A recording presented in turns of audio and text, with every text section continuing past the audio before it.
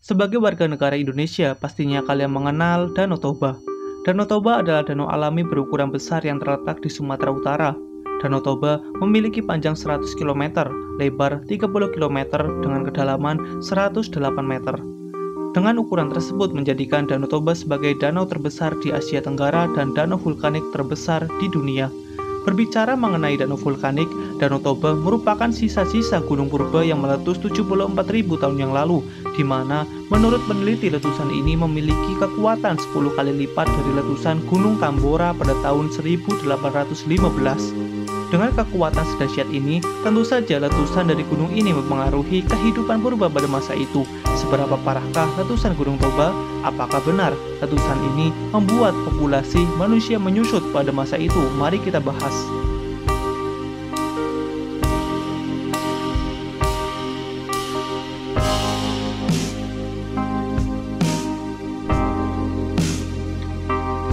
Letusan Gunung Toba atau bisa disebut sebagai peristiwa Toba merupakan peristiwa letusan gunung yang terjadi sekitar 74.000 tahun yang lalu di wilayah Sumatera Utara, Indonesia.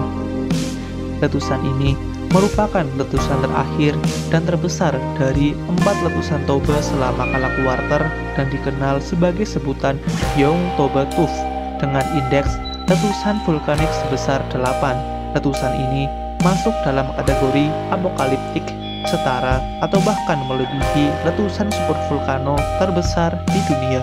Volume letusan diperkirakan mencapai 2.800 km kubik magma dalam bentuk densi rock ekvivalen, menjadikannya lebih dari 100 kali lebih besar dari letusan Gunung Tambora tahun 1815 yang menyebabkan tahun tanpa musim panas. Sisa-sisa dari letusan dahsyat ini adalah Danau Toba yang memiliki kompleks kaldera seluas 100 kali 30 km terbentuk di Sumatera Utara. Letusan Gunung Toba menyemburkan abu vulkanik dengan ketebalan 15 cm menyebar ke berbagai wilayah seperti sebagian Asia Selatan, Laut Arab, Laut Cina Selatan, serta Samudra Hindia. Dampak dari lepasan abu vulkanik mempengaruhi kehidupan bumi purba pada kala itu. Dampak signifikan dari letusan Gunung Toba ini tentu saja adalah perubahan iklim global. Peneliti seperti Michael Rampino dan Stephen Self berpendapat dampak dari letusan Toba ini mengakibatkan suhu bumi turun secara ekstrim, yaitu mencapai 3-5 derajat Celcius. Rampino dan Self mengatakan kalau letusan Gunung Toba ini merupakan tendangan kuat yang mempercepat bumi memasuki zaman es atau periode glasial. Meskipun hipotesis ini mendapat berbagai dukungan dari berbagai model iklim, sejumlah ilmuwan seperti Cliff Oppenheimer dan Alan Robox memberikan kritik terhadap asumsi dampak iklim yang terlalu ekstrim. Mereka berpendapat bahwa penurunan suhu yang ekstrim itu terlalu berlebihan. Melalui simulasi komputasi, Robox memperkirakan dampak dari letusan Gunung Toba dapat menyebabkan pendinginan iklim maksimum hingga 15 derajat Celcius saja selama 3 tahun setelah letusan, dengan efek pendinginan yang bertahan selama beberapa dekade. Berbeda dengan Robox, Oppenheimer memiliki pandangan yang berbeda. Ia berpendapat dampak dari letusan Gunung Toba menurunkan suhu bumi sebesar 1 derajat Celcius saja.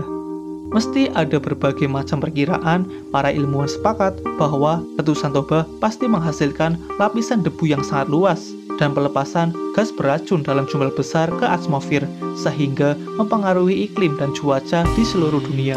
Selain itu, data inti es Greenland memperlihatkan perubahan iklim yang mendadak pada masa letusan Toba, tetapi tidak ada konsensus bahwa letusan ini secara langsung menciptakan periode dingin 1000 tahun yang tercatat di Greenland atau periode glasial terakhir. Meskipun abu vulkanik menyebar luas hingga ke Afrika, ternyata dampak letusan ini tidak mempengaruhi iklim di tempat tersebut. Studi arkeologis penelitian yang menemukan lapisan debu vulkanik kaca mikroskopik di sedimen Danau Malawi yang dikaitkan dengan letusan Toba tidak menunjukkan perubahan signifikan dalam jenis fosil di sekitar lapisan debu tersebut.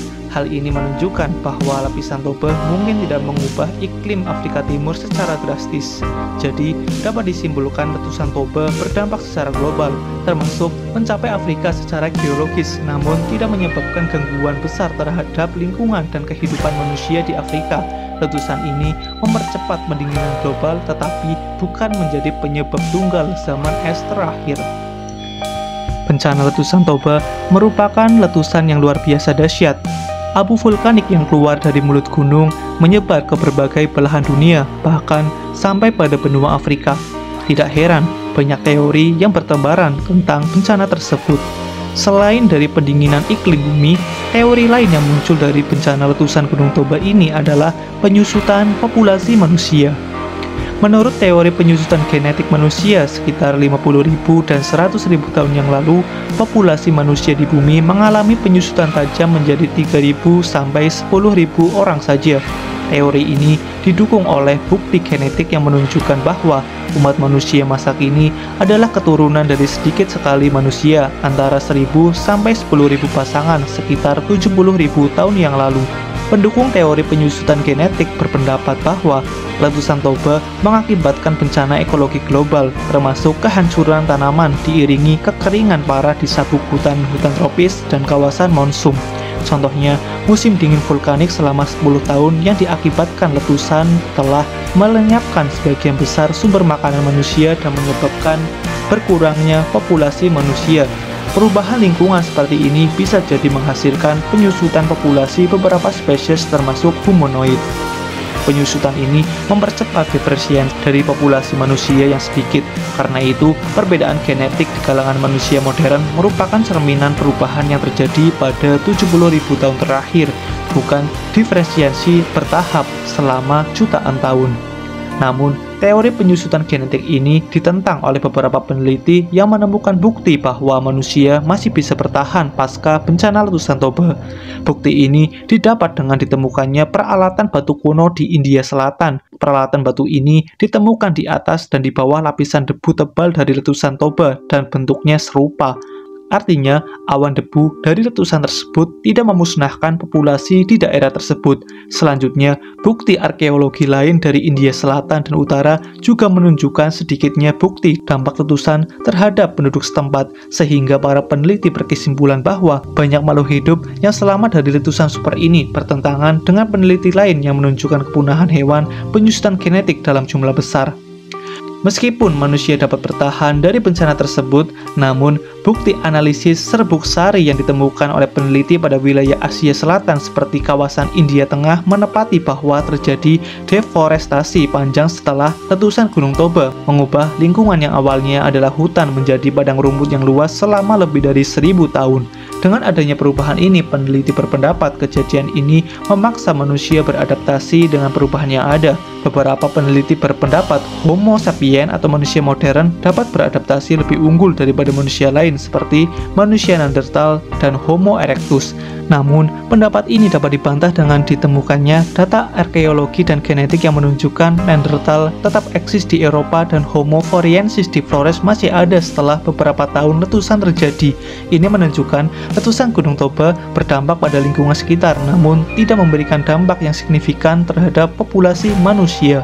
Jadi, dapat disimpulkan secara iklim, dampak letusan ini sulit diperkirakan secara akurat karena variasi regional. Model iklim modern menunjukkan efek pendinginan signifikan hanya terjadi di Asia dan Amerika Utara, sementara Afrika dan belahan selatan sebagian besar tidak terlalu terpengaruh. Secara arkeologi, lapisan Abu Toba tidak selalu diikuti oleh penurunan populasi manusia. Di banyak situs budaya, alat batu tetap kontinu sebelum dan sesudah letusan. Selain itu, analisis genetik urutan alu menunjukkan bahwa populasi nenek moyang manusia sudah berkurang dari 26.000 individu pada sekitar 1,2 juta tahun yang lalu. Ini menunjukkan bahwa penyusutan populasi telah terjadi berkali-kali jauh sebelum letusan Toba. Kemungkinan akibat peristiwa iklim seperti transisi iklim Pleistosen sedang atau kompetisi dengan subspesies Homo lain yang menyebabkan berkurangnya populasi manusia. Baiklah, cukup sekian saja pembahasan kita pada episode kali ini. Jika kalian suka dengan video ini, jangan lupa like dan subscribe channel Jelajah Alam agar channel ini semakin berkembang ke depannya. Sekian dan sampai jumpa di episode selanjutnya.